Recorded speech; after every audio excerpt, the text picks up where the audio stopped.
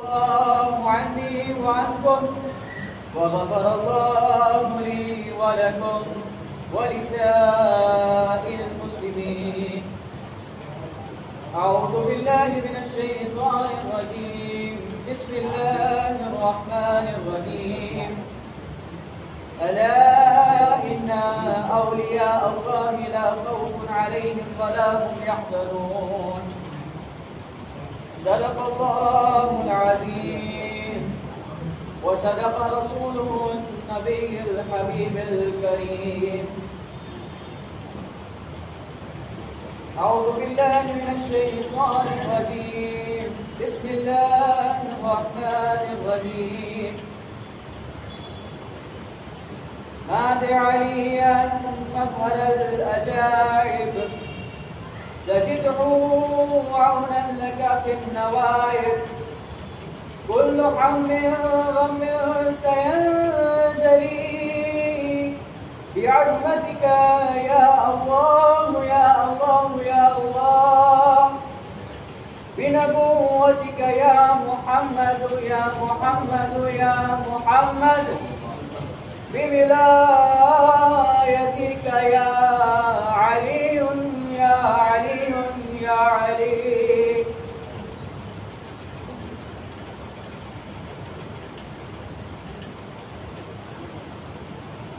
زینب دوش مصطفیٰ بلغ العلا بکمالہ. خورشید صبح ہو کر بلا حسنت جمیع و خصالہ. یعنی حسین بن عباس صلی اللہ علیہ وآلہ. یا علی یا ایلیا یا ابو الحسن یا ابو تراب. حل مشکل سرورے پیشا فے روزے حساب. یا علی مشکل کشا کارے تو حل مشکلات. من فقیر بے نوایم تو شہ علی جناب. لی خمسۃ اطفی بہا حر الوباء حاتمہ. المصطفیٰ والمرتضیٰ ومناہما والفاطمہ.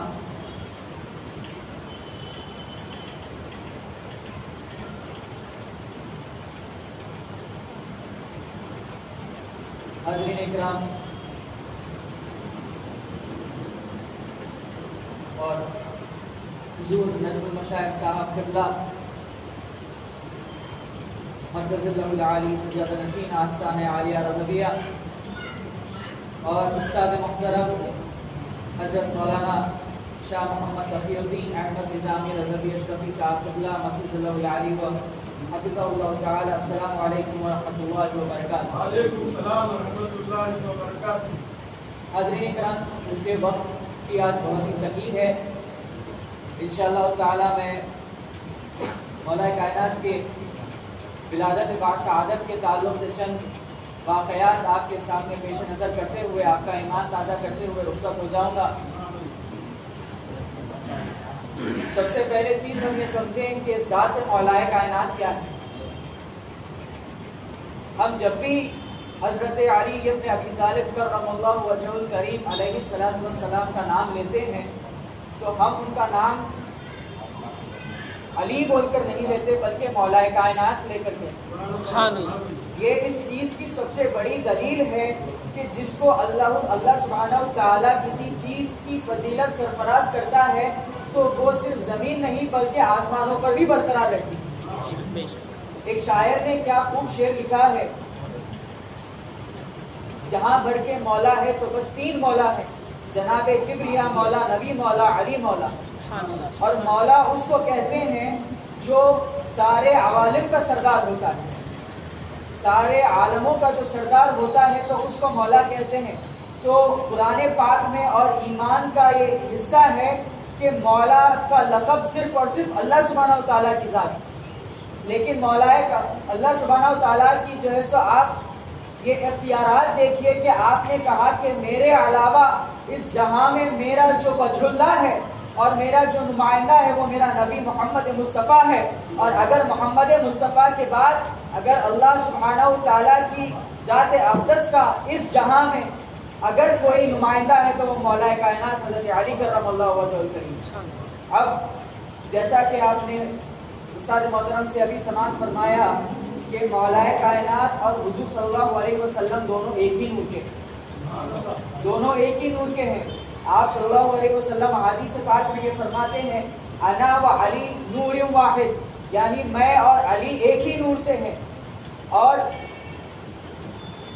آپ صلی اللہ علیہ وسلم یہ بھی فرماتے ہیں کہ میں اس جہاں میں میرا نور اس وقت سے تھا جب آدم مٹی اور پانی کے بیچ میں تھے.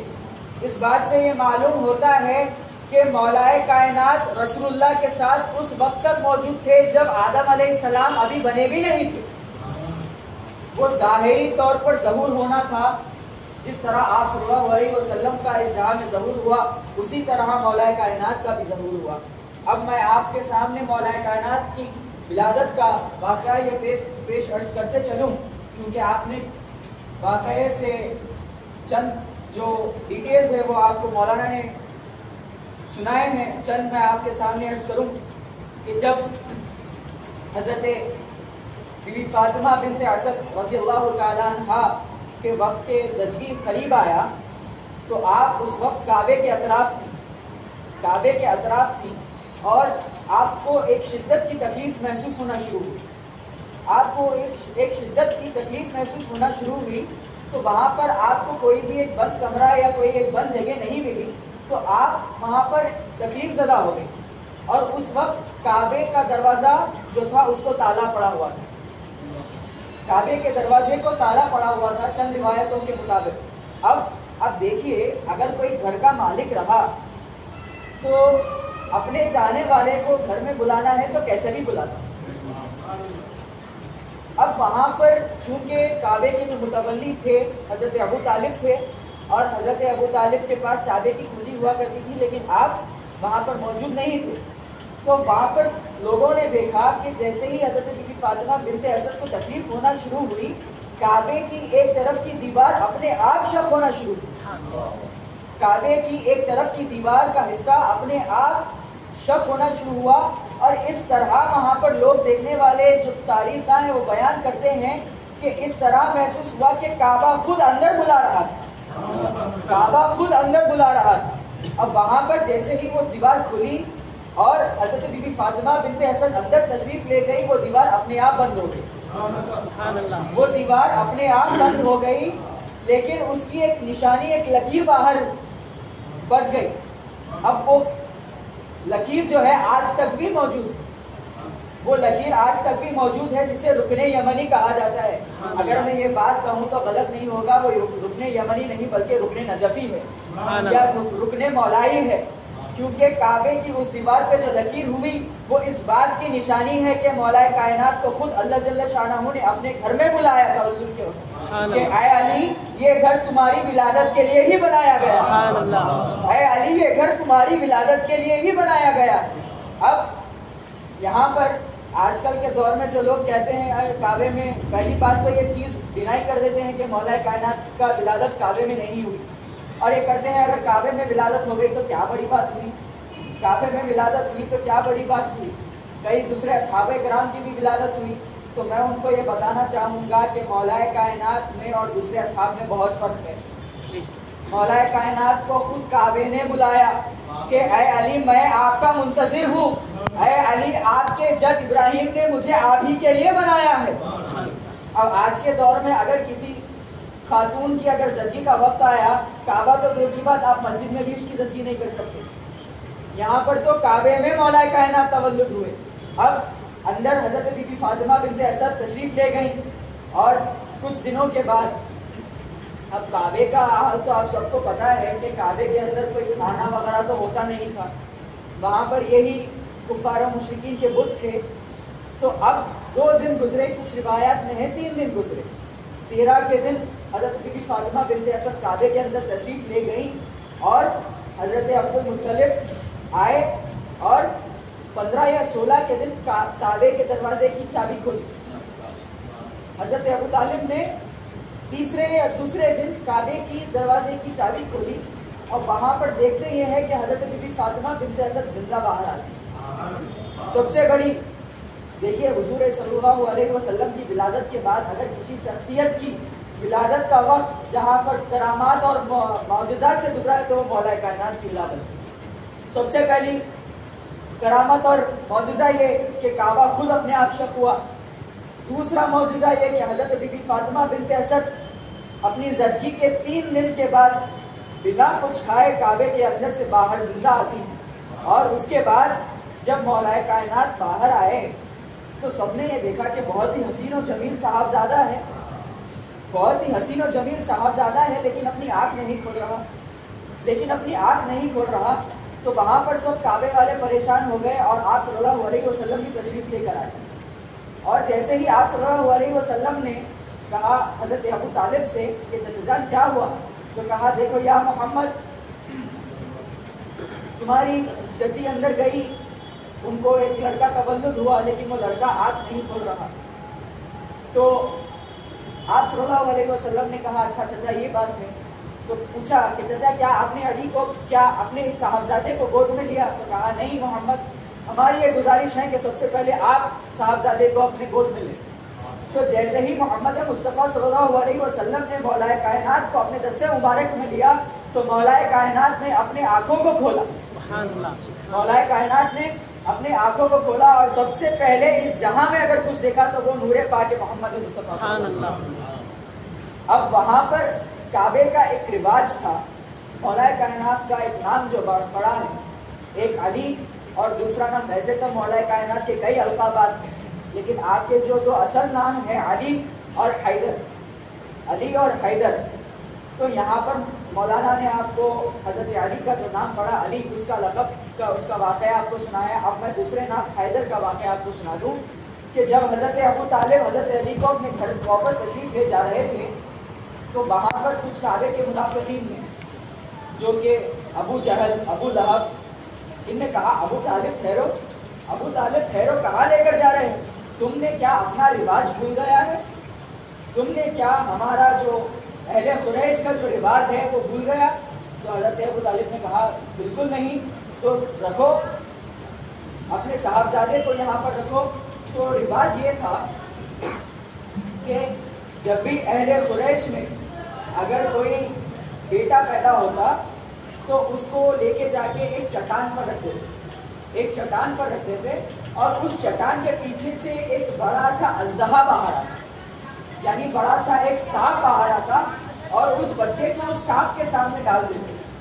تو اب ان لوگ کا یہ ماننا تھا کہ اگر بچہ حلال زادہ ہے تو وہ سانپ اس کو نہیں ڈستا، اس کے اطراف سے چلے جاتا، اور اگر وہ بچے کے خون میں کچھ ملاوٹ ہے تو وہ سانپ اس کو ڈس لیتا اور وہ بچہ ختم ہو جاتا. تو اسی طرح اسی رواج کو برقرار رکھتے ہوئے مولا کائنات کو چٹان پر رکھ دیا. جیسے ہی مولا کائنات اس چٹان پر لیٹ گئے، اب دیکھیے یہاں پر میں 1 مہینے 2 مہینے 3 مہینے 6 ہفتے کے بچے کی بات نہیں کر رہا، پیدا ہوا سو بچے کی بات کر رہا ہوں. اب پیدا ہوا سو بچہ کتنا ہوتا ہے، اس کے ہاتھ کتنے ہوتے ہیں، وہ سب آپ اندازہ کریے. اب وہاں پر جیسے ہی مولا کائنات کو وہاں پر سلا دیا گیا، لٹا دیا گیا، وہ اژدہا باہر آیا. اژدہا باہر آیا اور مولا کائنات کے جسم اقدس کی طرف طواف کرنے لگا، طواف کرنے لگا، پھیرا لگانے لگا کہ اس موقع کی طاق میں تھا کہ کب ڈسوں.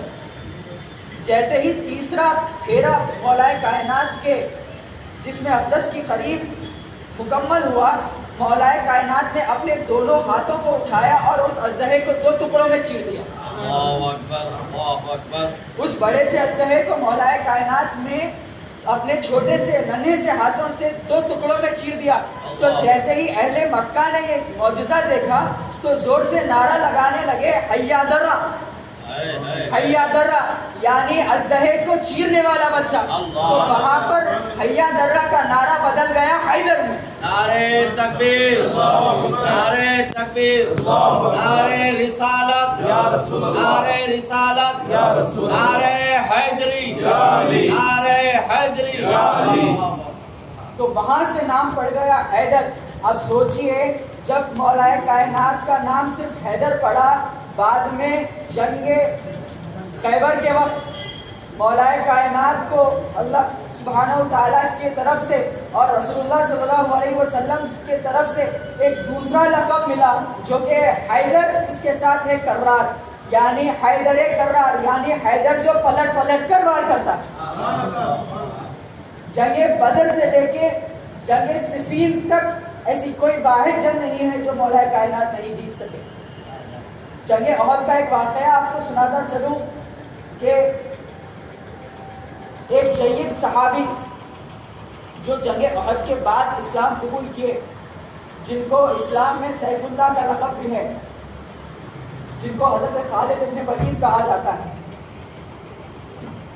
خالد ابن ولید رضی اللہ تعالیٰ عنہ کی ذات ایسی ہے کہ آپ کو وہ فوقیت حاصل ہے کہ آپ نے جو بڑے اعظم تھے اس وقت اسلام کے وقت، جو کہ رومن اور پرشین امپائرز تھے، ان کو گرانے والی شخصیت کا نام خالد ابن ولید. لیکن خالد ابن ولید رضی اللہ تعالیٰ عنہ کے مد مقابل کوئی بھی ایک مد مقابل نہیں آ سکا. لیکن جب جنگ احد میں خالد ابن ولید مولا کائنات کے خلاف میں کھڑے تھے تو آپ نے مکے والوں کو کہا میں جنگ سے پلٹ رہا ہوں. تو مکے والوں نے کہا خالد تم ہمارے سب سے بڑے جنگجو ہو، خالد تم ہمارے سب سے بڑے جنگجو ہو. انہوں نے کہا کہ میں مکے کا سب سے بڑا جنگجو ہوں، لیکن میرے سامنے محمد مصطفیٰ کے ساتھ اس جہاں کا سب سے بڑا جنگجو ہوں.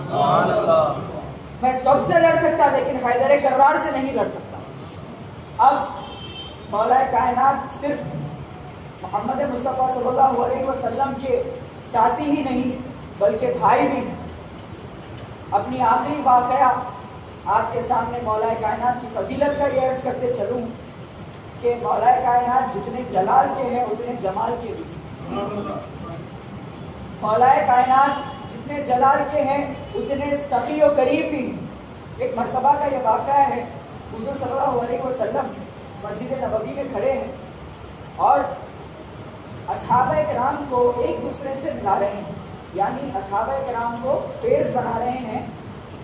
تو ایسا ہوا کہ عشرہ مبشرہ میں حضرت طلحہ کو حضرت زبیر کا ہاتھ پکڑ کے کہا کہ زبیر اور طلحہ تم دونوں اس دنیا میں ایک دوسرے کے بھائی ہو.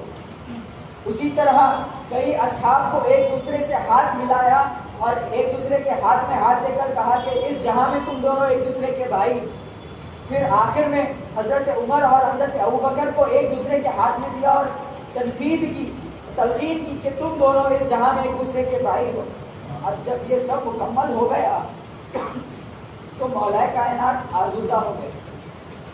مولا کائنات کے آنکھوں میں آنسو آ گئے اور آپ رونے لگے. تو جیسے ہی آپ کے آنکھوں میں آنسو آپ صلی اللہ علیہ وسلم نے دیکھا تو کہا علی کیا ہوا، علی کیا ہوا. تو مولا کائنات دیکھیے اتنا سب ہونے کے باوجود بھی رسول اللہ سے گلا نہیں. جو بھی رسول اللہ صلی اللہ علیہ وسلم نے اختیار کے حساب سے جو بھی حکم فرمایا وہ حکم پر اپنا عمل کیے اور کہا یا رسول اللہ میں آپ کے کوئی بھی فیصلے پر اعتراض نہیں کر رہا، لیکن ایک گزارش یہ تھی کہ آپ نے اس جہاں میں سب کو اپنا اپنا بھائی بنایا ہے لیکن میرا بھائی کسی کو نہیں بنایا، اس جہاں میں مجھے اکیلا چھوڑ دیا. تو کہا علی یہ بات ہے، علی یہ بات ہے. تو اس واقعے کے شاہد تمام تاریخ دان اور اصحابہ کرام ہے کہ آپ صلی اللہ علیہ وسلم تمام اصحابہ کرام کو اپنے ہاتھوں میں ہاتھ دینے کے بعد ان کو کہا کہ ادھر دیکھو، تمام کی تمام مسجد نبوی بھری ہوئی ہے. اس کے بعد مولا کائنات کو سب سے پہلے منبر پر چڑھایا، اس کے بعد پھر خود منبر پر چڑھے اور مولا کائنات کا ہاتھ لے کر اپنے ہاتھ میں دیا. مولا کائنات کا ہاتھ لے کر اپنے ہاتھ میں دیا اور بلند کر کے کہا کہ میرے صحابی، میرے اصحابہ کرام سن لو، اس جہاں میں نے تم سب کو ایک دوسرے کا بھائی بنایا. اس بات کے گواہ رہنا، قیامت کے دن تم لوگ اس بات کے گواہ رہنا کہ اس جہاں میں اور آخرت میں علی میرا بھائی. علی تمہیں یہی اعتراض تھا نا کہ تم نے کسی کو اپنا بھائی نہیں بنایا، اس جہاں میں اور آخرت میں تمہارا بھائی. تاریخ میں آتا ہے کہ حضور صلی اللہ علیہ وسلم مولا کائنات کا ہاتھ صرف 2 بار بلند کیا. ایک اس واقعے کے وقت جب آپ نے مولا کائنات کو اپنا بھائی اس جہاں میں اور آخرت میں قرار دیا، اور دوسری وقت غدیر خم کے موقع پر جہاں آپ نے فرمایا کہ من کنت مولا فہذا علی المولا، جس کا میں مولا ہوں اس کے علی مولا. تو حضور صلی اللہ علیہ وسلم نے اپنی حیات پاک میں لوگوں کو یہ بتلانا چاہا کہ اس جہاں میں علی میرا بھائی بھی ہے، اور میرے بھائی کے ساتھ ساتھ اس جہاں میں جس کا بھی مولا ہوں اس کا مولا علی ہے۔ میں اپنی تقریر کو یہاں پر سمیٹتا ہوا اور یہ دعا کرتا ہوں کہ اللہ جل شانہ ہم تمام کو سچی محبت اہل بیت اور سچی محبت مصطفیٰ عطا فرمائیں، اور گزارش اللہ سبحانہ وتعالیٰ سے گزارش یہ کرتا ہوں کہ اپنے حبیب پاک کے صدقے طفیل میں اور اپنے اصحاب کرام کے صدقے طفیل میں، اہل بیت کے اطہار کے صدقے طفیل میں ہمارے دلوں میں سچے ایمان کو جاگایا رکھے، اور ہمیں سچی اہل بیت کی محبت عطا کرے، سچی صحابہ کرام کی محبت عطا کرے۔ وآخر دعوانا الحمدللہ رب العالمین۔